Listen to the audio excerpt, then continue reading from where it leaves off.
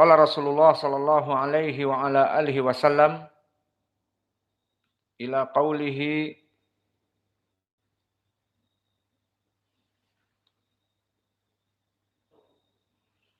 Ida aradallah rahmata man arada min ahli nar amarallahul malaikata an yukhriju man kana ya'budullah fayukhrijunahum wa ya'rifunahum bi athari sujud wa harramallahu 'alan nar an ta'kula athara sujud fayakhrujuna minan nar faqullu ibni adam ta'kuluhun nar ila athara sujud. Ada ula.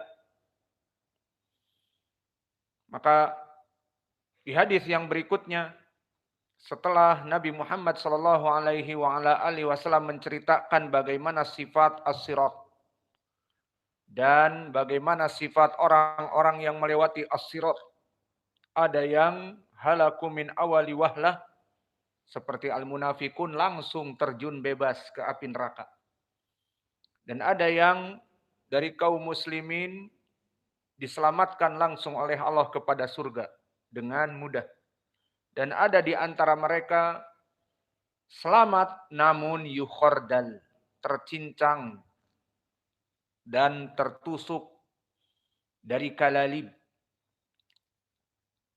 Maka setelah itu Nabi menceritakan tentang syafaat dari Allah Jalla wa'ala untuk kaum muslimin agar bisa keluar dari api neraka di saat mereka tidak selamat di saat melewati as-sirat.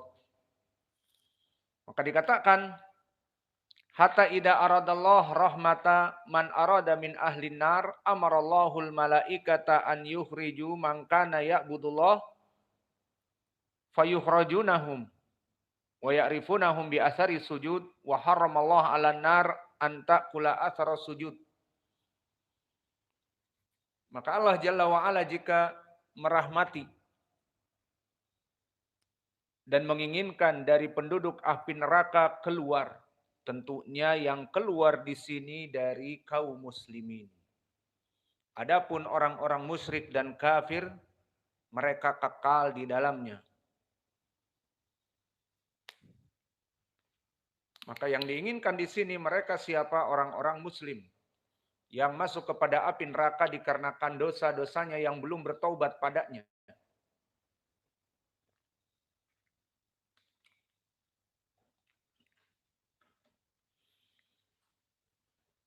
Maka Allah memerintahkan malaikat untuk mengeluarkan mereka dan dikeluarkan. Lalu dari mana bisa diketahui mereka itu dari kaum muslimin? Bi athari sujud. Di sini pun menjadi pendalilan bahwa kaum muslimin diketahui dengan alamat sujud mereka. Alamat sujud ada berapa? 7. 7 tempat. 1 kening dengan hidung, 2 tangan, 2 lutut, 2 ujung kaki. Maka ini alamat sujud yang diketahui bahwa dia muslim. Sehingga dikeluarkan oleh malaikat setelah syafaat dari Nabi. Permasalahan yang besar di sini. Lalu bagaimana bagi mereka orang-orang yang KTP-nya muslim tapi tidak pernah sholat? Seperti yang kita ketahui. Yang ada pada kita saja di sini para tukang-tukang. Maka baik tukang aluminium, baik tukang bangunan rumah, menjelang sholat kabur, hilang nggak tahu kemana. Waktu bikin WC. Setelah selesai sholat, datang lagi. Menghilang dan datang dengan cepat.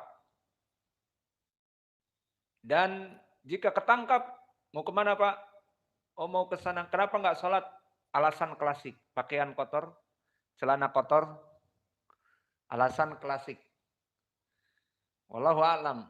Kotor bagaimana? Apakah mereka terkencing-kencing di celananya? Tentu tidak. Maka di sini menjadi pendalilan mereka bagaimana? Maka mengaku muslim terus tidak sujud. Lalu kalau dicari oleh para malaikat asharus sujud tidak ada. Di sini menjadi pendalilan juga. bahwa tarikus sholah yang rajih kafir.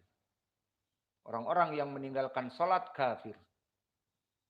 Karena orang-orang yang ahlil kabair yang masih dikeluarkan dengan syafaat dari Allah atas syafaat Nabi Muhammad kepada mereka diberikan kepada orang-orang yang sholat. Mana buktinya ini? Diketahui dengan asarus sujud mereka. Lalu mereka orang-orang yang tidak sholat dan KTP-nya Islam bertahun-tahun tidak pernah sholat.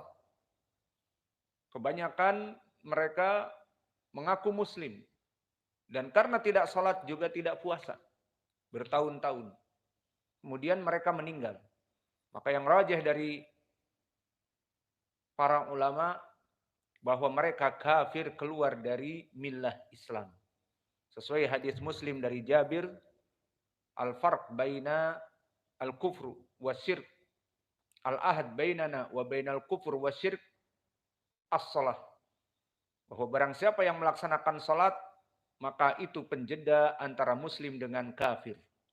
Jika muslim tidak salat, maka tidak ada penjeda. Maka ini menjadi pendalilan bahwa yang meninggalkan salat adalah kafir. Dan disebutkan oleh Tariq Ibnu Ashim.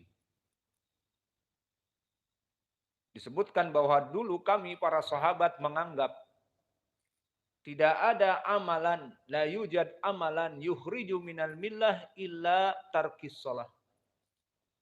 Dan sanadnya sahih dari ucapan sahabat, dan ini menjadi dalil ucapan salaf bahwa tidak ada amalan yang menyebabkan seseorang keluar dari Islam adalah meninggalkan salat. Dan di sini pun gambarannya. Bagaimana kaum muslimin min ahlil kabair itu dikeluarkan dan diketahui bahwa mereka muslimun min atharis shalah, min atharis sujud. Maka disebutkan di hadis fayarifunahum bi atharis sujud. Wa haramallahu 'alan nar an ta'kula atharas sujud. Maka diharamkan api neraka itu memakan jejak-jejak sujud mereka. Berarti maknanya mereka muslimun. Namun ahlul kabair. Gambarannya muslimun, mereka salat. Namun mereka banyak dosa-dosa yang lain. Salat, na'am. Namun banyak dosa-dosa yang lain. Maka dihukumi mereka tetap muslim. Maka kebalikannya di sini, bagaimana gambarannya dengan kaum muslimin yang ada di zaman now. Yang kebanyakan mereka tidak sholat. Bertahun-tahun tidak pernah sholat. Maka di sini yang rajih mereka kafir dan mereka tidak masuk kepada hadis ini. Maka hadis ini syafaah diberikan kepada kaum muslimin, dalil bahwa mereka muslimin melaksanakan sholat. Lalu mereka yang muslimin ngakunya muslim KTP yang tidak pernah sholat, apalagi puasa. Karena mereka berpikir, aku ngapain lapar-lapar dan haus, apalagi ngangkat-ngangkat berat dari batu, orang tukang bangunan ataupun panen sawit, memotong sawit, kemudian mengangkatnya ke mobil dengan garpu. Udah capek-capek, puasa lagi, nggak sholat. Nggak pernah sholat. Mendingan nggak puasa sekalian. Udah nggak sholat ini kok nggak diterima kayaknya puasa saya. Seperti itu. Maka bagaimana mereka akan mendapatkan syafaah dari asarus sujud. Maka yang rajih mereka keluar dari Islam dari meninggalkan sholatnya. Maka kita berlindung kepada Allah dari godaan syaitan yang menyebabkan seseorang bisa sampai tidak pernah sholat. Dan itu dengan perlahan-lahan masuk kepada jebakan syaitan. Tidak langsung. Fayahrujuna minan nar. Maka dikeluarkan dari api neraka orang-orang muslim ini. Faqulubni Adam ta'kuluhun nar illa atharas sujud. Fayahrujuna minan nar qadim tahasu. Maka semua yang masuk api neraka akan dimakan api neraka. kecuali kaum muslimin tidak dimakan dikarenakan asar sujud mereka. Kemudian dikeluarkan dari api neraka. Faqad imtahasu. Makna imtahasu telah gosong, terbakar. Tentu bagian-bagian yang bukan asar sujudnya. Fayusabu alaihim ma'ul hayah. Fayambutuna kama tambutul habbah fi jami fi hamili sail. Maka kemudian akan dimandikan di air kehidupan, ada sungai Nahrul Hayah di surga, dimandikan maka dia akan tumbuh kembali seperti tanaman yang tumbuh di jalan-jalan banjir. Di sini sama disifatkan di Arab. Kalau di Indonesia tidak butuh kepada jalan banjir. Di Indonesia hujan. Mungkin dalam sehari 24 jam, hujannya 12 jam. Kurang atau lebih. Maka tumbuh di mana-mana. Tidak butuh di tempat-tempat banjir atau mengalirnya air. Adapun di Arab, hujan dalam setahun hanya terhitung beberapa kali. Sehingga yang tumbuh ya di tempat-tempat banjir, yang tumbuh di tempat-tempat air mengalir, sungai dan sebagainya. Maka disebutkan di sini seperti tumbuhan yang tumbuh di tanah yang bekas diairi oleh air banjir misalnya. Maka tumbuh seperti sedia kala. Hitam-hitam, kepanasan dan gosongnya itu sudah tidak ada. Summa yafrugullah minal qada bainal ibad wa yabqa rajulun bainal jannah wan nar wa huwa akhiru ahlin nar dukhulan al jannah. Kemudian setelah Allah mengeluarkan dan menghukumi manusia yang berhak untuk dikeluarkan, di sini sudah tidak ada lagi perhitungan. Yang diinginkan al-qada bainal ibad bukan di arasatil qiyamah. Tetapi setelah mereka masuk api neraka, berhak siapa untuk mendapatkan syafaat, maka dikeluarkan. Kemudian dikisahkan di sini, seseorang dijadikan antara surga dan neraka, dan disifatkan akhiru ahli nar dukhulan al jannah. Bahwa dia adalah penduduk akhir api neraka. Maknanya orang terakhir. The last person from the hellfire. Yang dikeluarkan dari api neraka. Orang terakhir dari kaum muslimin yang diselamatkan dari api neraka. Sehingga dengan diambilnya orang ini tidak ada yang tersisa dari penghuni api neraka kecuali musyrik, kafir, munafik. Tidak ada muslim lagi. Inilah the last muslim yang dikeluarkan dari api neraka. Maka orang ini